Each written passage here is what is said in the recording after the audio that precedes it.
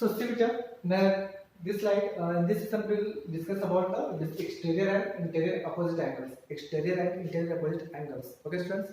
In previous slide we have seen about the classification of triangles on the basis of sides as well as angles. Now in this slide we will discuss about exterior and interior opposite angle. So, students, exterior or interior? I think it is a lesson we have listened in the previous chapter. Okay. So in this chapter, exterior angle. So let's see, discuss about the exterior angle. What is exterior? Exterior means घर से बाहर, है ना? और interior means घर के अंदर. ठीक है बेटा? बस इतना दो चीज पे बात ध्यान रखना है. Exterior means बाहर और interior means अंदर. ठीक है? अगर मैं क्लासरूम के अंदर में है तो इंटीरियर है, क्लासरूम के बाहर है तो ये एक्सटीरियर है. ठीक है? उसी तरीके से किसी डायग्राम के अंदर है तो इंटीरियर है और डायग्राम के बाहर है तो एक्सटीरियर है. See, it is the sum of two interior opposite angles. What is exterior angle? Exterior angle is equal to sum of two interior opposite interior angles. Okay. And see, it is the sum of two interior opposite angles. Okay. Let's see. Let's understand through a pictures or diagram. Triangles A, B, C. Okay. Triangle A, B, C. Where in all vertices three angles are formed. Angle 1, angle 2 and angle 3. But what is exterior? So we can see angle C produced, okay, angle C produced name, mention name M, okay, angle B produced N, O, like any names can be mentioned, okay. So angle C produced M. Now here forms an angle 4. Now see angle B produced 10 as well as O. So here angles 5 form and angle 6 form. This side also angle 7 form because it is also the exterior. So on that way it shows, what shows that any exterior angle of a triangle is equal to the sum of two interior opposite angles. ठीक है बेटा? अगर हम इस angle की बात करें तो इसके अपोजिट दो एंगल कौन से होंगे? ये होगा और ये होगा, मतलब angle 4 is equal to angle 1 plus angle 2. ठीक है? एंगल 1 और एंगल 2 को प्लस करने का जो आएगा हमारा वैल्यू वही हमारा एंगल 4 होगा. On the same day, if suppose we find out angle 5, then what is the opposite angle of angle 5? Angle 1 and angle 3. Okay? So angle 1 plus angle 3, what the value will come? That value will be is equal to angle 5. On the same way, angle 6, just opposite of angle 6, angle 1 and angle 3 also. So angle 6 is equal to angle 1 plus angle 3. So same way. It means in any exterior angles of a triangle, in any figure, that always will be the sum of two interior opposite angles. Questions? See in front of you. Example is also given.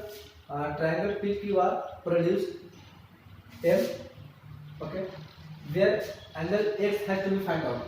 That angle is exterior, not interior. Why? Because PQR already formed and where a triangle is formed. Okay, where triangle is given 50 degree, 60 degree, and when X. Okay, so X is equal to interior angle. Exterior angle. So we have to find out the exterior angle X. So what will be the X is equal to? X is equal to the sum of angle P plus angle Q. X is equal to angle P plus angle Q. Why? Because just opposite. The opposite of X is equal to P and Q. The sum of it 110 degree. So we can say that the value of X is equal to 110 degree. The same way, one theorem in front of us. See, if a side of a triangle is produced, on the same way, what here we have produced it. Here we have produced it, here we have produced, here we have produced it. It means apart from a triangles, another angle is originating, and that makes exterior angle. About that we are talking. If a side of a triangle is produced, अगर मान लो कि किसी भी triangle का कोई side हम produce कर देते हैं, मतलब थोड़ा बढ़ा देते हैं, बड़ा कर देते हैं, ठीक है? Then the exterior angle form. तो वहाँ क्या करेगा? exterior angle form करेगा, absolutely form करेगा, इस तरीके से. Is equal to the sum of two interior opposite angles. अब वो कह रहा है कि वो क्या होगा? वो जो exterior angle होगा, वो क्या होगा? इक्वल होगा। किसके इक्वल होगा? तो इंटीरियर अपोजिट एंगल जो है वो दोनों उसके सम का। ठीक है, तो अब हम देखिए सबसे पहले मैंने क्या बोला थ्योरम को प्रूव करने का सबसे मेजर प्रॉब्लम्स है वो क्या है बताया था लास्ट टाइम आपने। सबसे पहले तो आपको जो कोई भी क्वेश्चन दिया तो फाइंड आउट कीजिए गिवन। गिवन क्या है? Triangle ABC. देखेंगे in the given figure triangle ABC. क्या करना है? Triangle ABC. उसके बाद कह रहा है ट्रायंगल, ये डायग्राम हमेशा लिखना पड़ेगा, डायग्राम जरूर बनाना है। ठीक है, ट्रायंगल एबीसी। अब क्या कह रहा है? And exterior angle produced, exterior angle क्या प्रोड्यूस कर रहा है? A C D.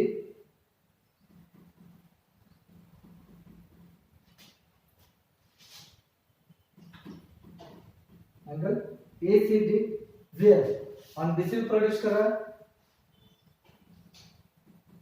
On the side पे प्रोड्यूस कर रहा है बीसी पे। तो हम लिखेंगे an exterior angle produce angle A C D of BC. अब ये कह रहा है एज वी नो दैट, हमारा गिवन हो गया। हम लोग क्या क्या जानते हैं? सम ऑफ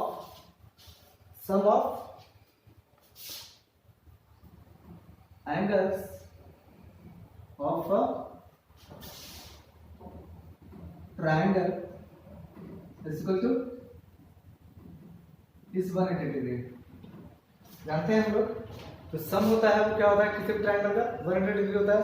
तो देखिए इसका भी सम होगा angle 1 plus angle 2 plus angle 3। देख सकते हैं angle 1 plus angle 2 plus angle 3 is equal to 180 degree लिख सकते हैं। इसको आप 1 मान लीजिए। ठीक है, इसको आप 1 मान लीजिए। अब देखिए, अब तो ट्रायंगल की बात होगी, अब हम एक्सटीरियर एंगल की बात करेंगे।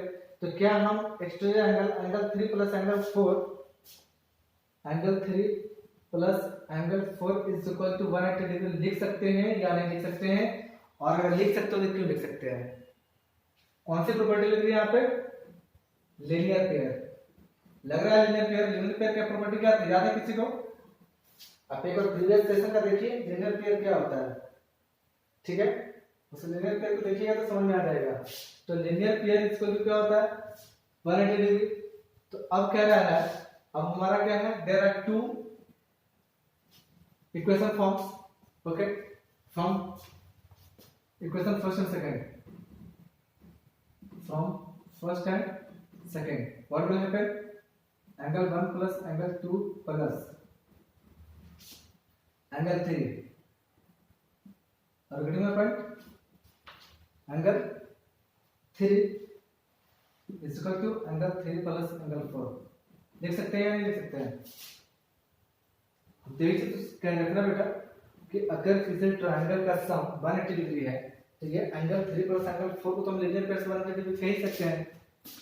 तो फ्रॉम फर्स्ट एंड सेकंड कह सकते हैं angle 1 plus angle 2 plus angle 3 equal to angle 3 plus angle 4 देख सकते हैं। चलिए, तो एंगल 3 प्लस एंगल 4 जब देखेंगे तो क्या हो जाएगा हमारा? 180 डिग्री हो जाएगा। अब देखिए एंगल 3, ठीक है, तो एंगल 3 और एंगल 3 जब इस साइड आ जाएगा तो क्या हो जाएगा? Angle 1 plus angle 2 plus angle 3, angle 3 किस तरफ ले जाएगा तो क्या हो जाएगा? माइनस एंगल 3 हो जाएगा। और एंगल 4 क्या यहाँ पे एक्सटीरियर एंगल है तो एंगल 4 को यहीं पे रहने दीजिए। तो क्या हो जाएगा? कैंसिल हो जाएगा। तो क्या हम इसको डायरेक्टली लिख सकते हैं? Angle 1 plus angle 2 is equal to angle 4। एक चीज आपको प्रूफ करना था, आपको तो यही चीज प्रूफ करना था कि जो हम एक्सटीरियर एंगल प्रोड्यूस कर रहे हैं, जो हमारा if a side of a triangle is produced, अगर कोई साइड प्रोड्यूस कर रहा है ट्रायंगल से तो वो जो साइड है उसके ऊपर जो एक्सटीरियर एंगल फॉर्म कर रहा है वो एक्सटीरियर एंगल क्या होगा? इक्वल होगा किसका? सम ऑफ इंटीरियर अपोजिट एंगल्स का। तो देखिए क्या एंगल 1 प्लस एंगल 2 एंगल 4 का अपोजिट है तो इसके दोनों के सम का बराबर क्या हो जाएगा? एंगल 4। इसलिए हम कह सकते हैं कि स्टेरेडियन एंगल जो होता है वो क्या होता है, क्या होता है, हमेशा इक्वल होता है sum of two interior opposite angles का। ठीक है बेटा।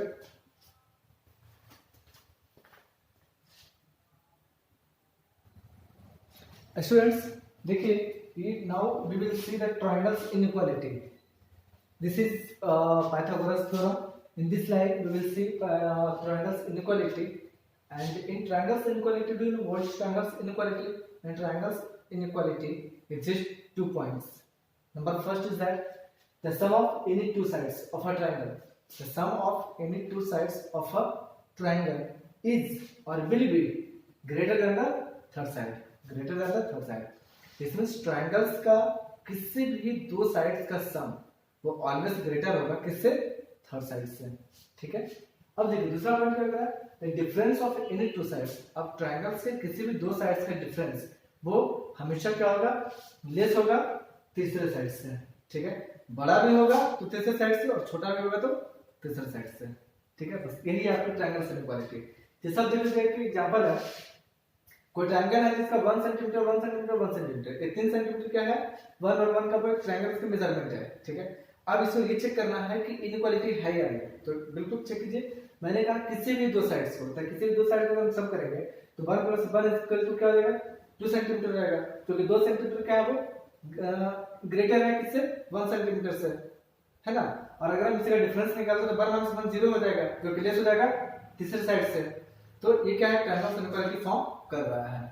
इसी तरीके से दूसरा साइड, दूसरे क्वेश्चन देखिए, 2 सेंटीमीटर 3 सेंटीमीटर 4 सेंटीमीटर। अब इसका किसी भी दो साइड से आप प्लस करोगे तो तीसरे साइड से क्या आएगा, ये ग्रेटर आएगा।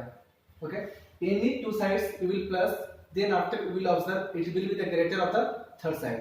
Okay, greater than the third side, and whenever you will find out the difference it will be less than the third side. You can calculate, already I have calculated and displayed over here. That's why I have written over here a equality satisfied. It means triangles inequality form कर रहा है। Triangles inequality बस वही बातें हैं। पहली बात है कि किसी भी दो साइड का सम क्या होगा, बड़ा होगा, ग्रेटर होगा तीसरे साइड से। और दूसरी बात है कि किसी भी दो साइड का डिफरेंस वो छोटा होगा तीसरे साइड से। ठीक है, अब देखिए अब हम डिस्कस करेंगे, it is the last topic of your triangles, it is the last topic of your properties of triangles. After that, in the next video, we will do the question of exercise number 10.1 as well as 10.21. Okay. See, in this is Pythagoras theorem is there. What is the Pythagoras theorem? Do you know what is the Pythagoras theorem? In Pythagoras theorem, we have studied about the angle triangles based upon angle. Okay, the right angle can. Okay, in right angle triangle, what we found in right angle triangle, always it exists a 90 degree. Okay. Where its opposite side, whose 90 degrees opposite side, it is the longest side are there, side form, that is hypotenuse, like that. See here a figure of 90 degrees is given, that angle B is forming 90 degree, that is called right angle triangle. Okay, just opposite of it, its opposite side, it is hypotenuse, it is the longest side of the triangle. Okay, this side known as hypotenuse. Okay, where the 90 degree form, that is a perpendicular, on which line it is falling, that is the base. It means in 90 degree angle, in 90 degree angle, right angle triangle, there are three things formed. Number first perpendicular, number second base, and number third hypotenuse. Longest side hypotenuse, a smallest side base. Okay. See, what is the statement, the square of the hypotenuse? It means in this hypotenuse theorem, the square of the hypotenuse is equal to or equal to the sum of other two sides. The square of the hypotenuse is equal to the sum of other two sides. मतलब कहने का sense यह है बेटा कि ये जो longest side है ये बराबर है, किसके बराबर है, इसका स्क्वायर बराबर है, ये बराबर नहीं, इसका स्क्वायर बराबर है, किसके बराबर है, जो रिमेनिंग आपका परपेंडिकुलर और बेस है ये दोनों का। ठीक है, तो इसको हम लिख सकते हैं hypotenuse square is equal to base square plus perpendicular square.